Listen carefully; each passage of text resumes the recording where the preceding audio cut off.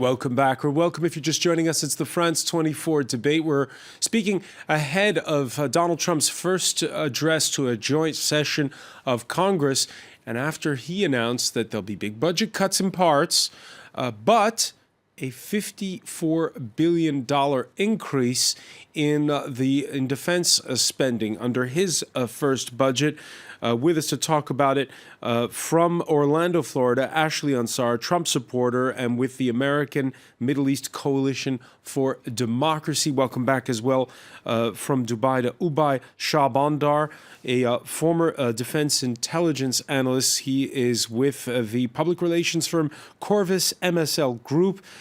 Stephen Grunman from Washington, director for Emerging Defense Challenges at the Atlantic Council, and here in the studio, former UN General Dominique Trinquant. General Trinquant, we heard in part one of our discussion, Ubay Shahbandar talk about how you do need that extra cash because so many units aren't operational. What's your reaction? I'm a bit surprised with that amount of money that these units are not operational. I mean, it's a huge budget, 40% of the whole defense budget in the world. So if you're not able to provide the right unit with this money, I'm a bit surprised. And I would say also that I will sign the letter written by the general saying that don't cut the State Department money. Why? Because the State Department money is made for avoiding war or supporting the defense action when needed. And if you suppress part of this money, probably it's a larger amount of money. But anyway, then you've got no means to avoid the war. I mean, really the State Department is there, the diplomacy generally is there to negotiate prior to be able to say, I've got no other choice than go to war. So I'm a bit surprised that this money is taking from this department instead of and to put that in the Department of Defense, which is using force. Ashley Ansar, the French Prime Minister during World War I, Georges Clemenceau, said that war is too serious a matter to be left to military men. When you see how much brass is in the cabinet, former generals who are inside of Donald Trump's cabinet, isn't it a bit too much? Shouldn't there be more power for the likes of the Department of State?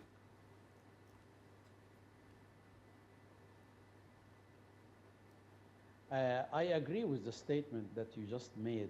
I think the generals are very much aware of the demand of having secure border in America, having security in the Middle East, and also secure Europe as well. America and the European countries are united together, and the task is so huge, and there are a lot of military movement is coming up that we have to relinquish the Islamic Republic or the Islamic Caliphate in Syria and Iraq. We have suffered a lot of terrorism activities, basically in most of the major European cities, as well as in the United States. Therefore, the new administration understands and value the wisdom and the experience of these generals. That's the reason. The reason is not we are going to go to a war tomorrow. No. We want to have a safe, peaceful world. And let me give you an example, and that's very clear to probably most of the people. America decided to enter into a war in Iraq to get rid of Saddam Hussein. And there were millions of people, of the Iraqi people and the Middle Eastern, have lost their life. After the first war and the second war, what's happened after that? We had a huge vacuum. We had a huge vacuum because we did not strategize well with the local country, with the local people.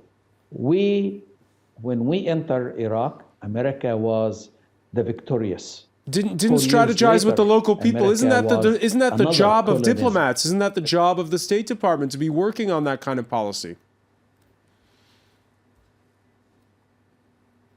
I agree with you 100%, and they failed.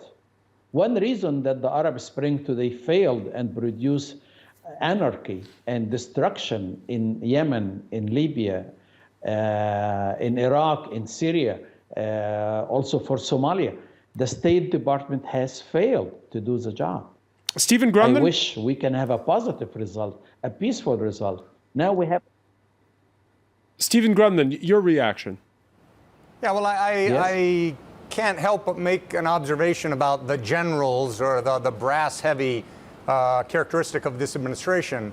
It would have to be said among, dare I call them, serious people in Washington, that the three generals, at least the three I have in mind, which is the National Security Director, General McMaster, the Secretary of Defense, General Mattis, and the Secretary of Homeland Security, Secretary Kelly. These are probably the most experienced, responsible hands that this administration has. And the incoherence of this skinny budget, again, so-called by the OMB director himself, is no kind of reflection of them. Men who in various ways I know a bit.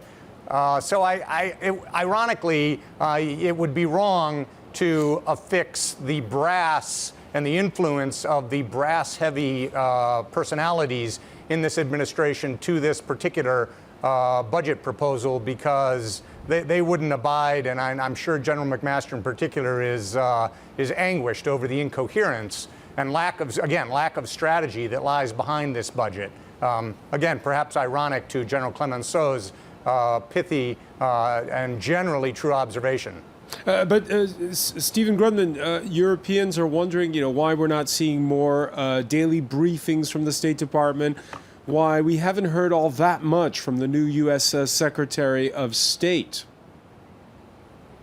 I mean, it's hard for me to know. It certainly is a good observation. One of the reasons for that is that other than the Secretary himself, there's nobody home. There are certainly career and distinguished career civil servants and foreign service officers still manning the desks at the Department of State, but the cadre of leadership, easily a couple dozen and more senior political appointees that in a normal administration would, not in every seat, but in many of those seats already be in place, and give the secretary the sort of ligaments, if you will, that he or she, he in this case, needs to actually run the department. Absent them, I think it's very difficult for particularly a new Secretary of Defense, Secretary of State, Rex Tillerson, who really doesn't have experience in government or diplomacy. It's very hard for him to know how to maneuver the levers of his power, on the one hand. On the other hand, it may be quite deliberate on his part to simply keep his head down a while. I don't know this, but I might attribute to him, he's a pretty savvy gentleman, to keep his head down a while he gets his bearings and while some of the dust settles on the first 100 days of the administration. Now, of course, the first matter for the military men is where there are active conflicts, and the one that comes to mind first for us here is the fight against Islamic State militants in Syria, in Iraq, where we were saying in part one of our discussion how there are U.S. forces.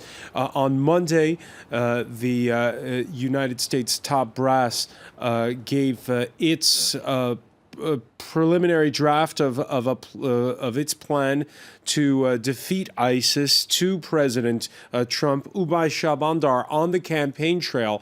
Donald Trump talked about bombing the hell out of ISIS. We've seen that in places like Mosul. It's been, of course, much trickier than that, with so many civilians caught in the crossfire. What should be the plan handed to the president? Well, you need a multifaceted plan. Number one, you need to provide the necessary resources for American special forces and conventional forces to maintain a sustained presence over time in order to thicken the lines and provide the training and necessary support to include ammunition, intelligence support, artillery support, and close air support to our local partners, whether they're Iraqi Peshmerga forces or if they're Iraqi special forces units, or whether it's Syrian Arab tribal forces and their counterparts in eastern Syria. This requires a sustained effort over time. Number two, you also have to plan for the future conflict. A basic premise of military doctrine is that you don't only resource your forces for the ongoing wars, you also have to prepare and plan for future potential conflicts. You've got potential spoilers like Iran and the Iranian threat network with its expanded and reinvigorated network of militias that now spans from Lebanon to Syria, to northern Syria, and to Iraq, and to the Arabian Gulf area. So you got to plan for that. And number three, you also need to send in a very important message to the troops on the ground that are currently fighting an asymmetric fight and are currently in harm's way, that you have their back, that you're going to provide them the necessary support and the necessary support that their families also need. War is an expensive affair.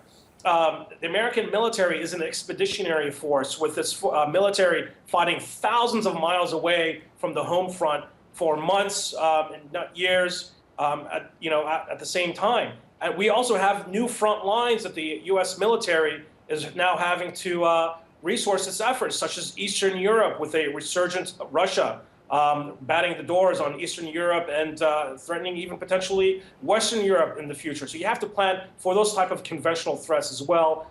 Not to mention with North Korea and with the Chinese military in the South Pacific also reinvigorated, acting in an aggressive fashion. This essentially means that you need a full 360 review of the military forces you have on the ground and to resource them for not only the ongoing fights, but for the potential. But Ubay, let me ask you about Donald Trump's pledges on the campaign trail. A, to carpet bomb basically areas controlled by ISIS, and B, to sit down with the Russians. What do you think of that strategy? Look, you need surgical airstrikes, close air support. For example, what's the type of close air support the American military is providing to its local partners in Iraq right now is working. That means it's surgical. You avoid collateral damage, you avoid civilian damage, and you use the best available intelligence that you have on hand.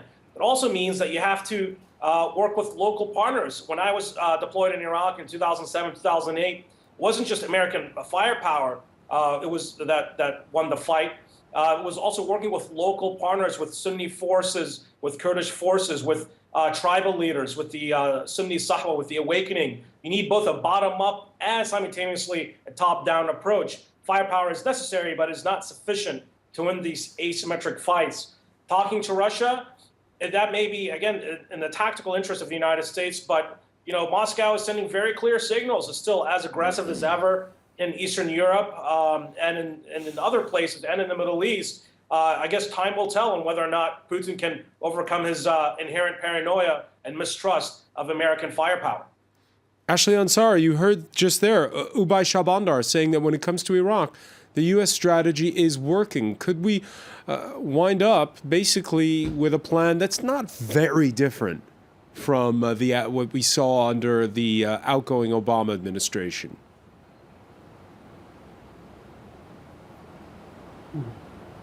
Well, I'm really enjoying Mr. Osho Bandar analysis. He's shown he's a man with tremendous military experience. Let us review what the situation is. Any solution in the Middle East has to come by cooperation between the United States, Russia, Iran, and Syria. Those, basically, the major players in the conflict. ISIS cannot be eliminated by a surgical interference only, unless you have the cooperation of the four countries and the people. We've seen it in Iraq. When America pulled the troops out, what happened? Fiasco. Millions and millions of lives got lost. Number two, unless you build up a coalition from the local group, you will lose sooner or later. The question is not winning the war against ISIS today. The question today, can we sustain the win? Can America and the West sustain the winning against the Islamic terrorists and the fundamentalists? And the answer for that, you have to have a comprehensive strategic planning to educate the people, to be sure that those people are on your side. Not when you leave, the people will switch side. Yes, when American troops are in Iraq, the Iraqis are with the American troops. When the American troops go away, then they shift side. Why? Because fear for safety, fear from the terrorism. So it's a long-term strategy. Mr. Trump is very clear. He made it very clear to us many times that the strategy of the United States in the Middle East is to give the power to the people to govern themselves and to educate their own people against radical Islam. If we fail to do that, then we are going to have many, many years ahead in trouble. Stephen Grundman, again, we come back to the question then of the budget, because we've discussed thoroughly the issue of military expenditure, but you just heard there Ashley Ansara touch upon an important point, which is counter-radicalization, something that with General Tancon we've talked about so many times after the Paris attacks on this set. And this budget that's coming up, does it factor in things like education, things like trying to win the soft power battle? Not that I can see. It has to be said that most of the cost of the operations in places like Iraq, Syria, Afghanistan, let's not forget, which is the single greatest deployment of U.S. forces around the world right now in active engagement with the enemy. These things are not paid for out of the part of the budget. Sorry to get a little arcane here, but they're not paid for out of the part of the budget that the OMB director was announcing yesterday. They're paid for by this other budget, the so-called Overseas Contingency Operation budget, which again, we don't know, we haven't heard what the details of the administration's plans are for that budget either.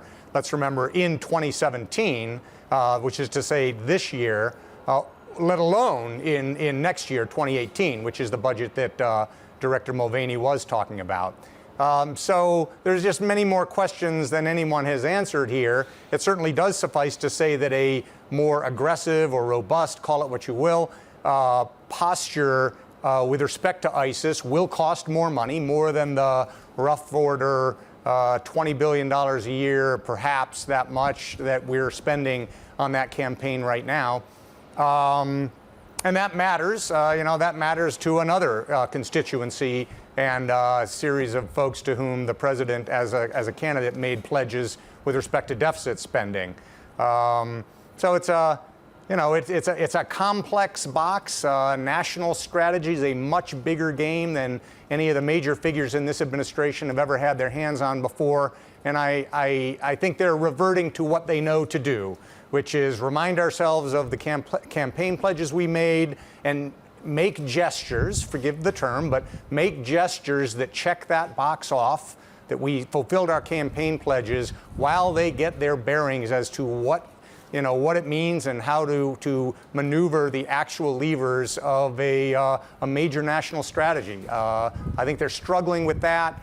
They came to realize how difficult it is, and so they've reverted to more or less campaign mode and checking boxes on campaign mode. With respect to Syria, I think the real test of whether or not they have something significantly different in mind is whether they're going to create a safe zone, whether they're going to put U.S. ground forces into the border area between Turkey and Syria to create a safe zone. The president-elect had said that he would. That would be a meaningful increase in our commitment to that campaign and imply a real change of strategy there. I don't expect they will do that, but that should really be the test. Everything else is going to be a gesture. Everything else is going to be a gesture. General Tancon, it's again, we get back to what we said at the outset about if you go in more forcefully, how do you balance it so that you don't, quote unquote, own the conflict? And there's all that recrimination over the fact that the U.S. was asked to leave Iraq in 2011, and some feel they're still responsible for what. In all this discussion, there are two very interesting points. First, U.S. has the money to win a battle. But the problem is not to win a battle, but to win the peace. That's the first point. Second point is that the budget we're talking about is not the budget for operation. Operation in Iraq and in Afghanistan altogether, when there was a lot of soldiers on the ground, was 125 billion a year, in addition to the 560 billion we are talking about. So it's a huge amount of money. So when we are talking about the budget currently, we are talking of the budget looking to the future, preparing U.S. for other threats. And what is interesting is that probably the Congress is not in agreement with that, because they think that they've got enough money currently to prepare US for the future. And what's interesting in what President Trump said, he was not talking neither about operation or land forces, but about the Navy, about the fact that he had to protect in the East, in Asia, the maritime routes for freedom of movement, for the trading.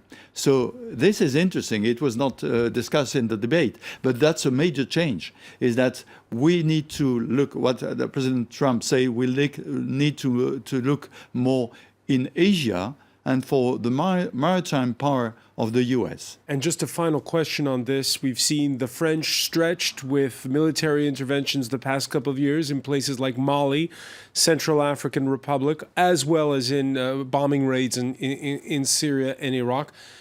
How does the French military today see the US military power and its wavering over NATO and all of this? How does it see the US going forth? First, we are allied with the US. Secondly, there is no comparison to be made between the US and the French on that. What I can say is that the French are able, for example, in Mali, to launch what we think a huge operation in Mali 3 years ago with a small amount of money. And we are talking about very small money, which is 1 billion a year for all French operation. So there is no comparison between both. But of course, the responsibility are not the same. The battle in Middle East, French are providing 5% of the bombing in Middle East. But in Africa, France is providing far more, perhaps, that the US are able to provide. All right, I want to thank you, General Trinquant. I want to thank as well Stephen Grundman for joining us from Washington, Ubay Shabandar in Dubai, Ashley Ansara in Orlando.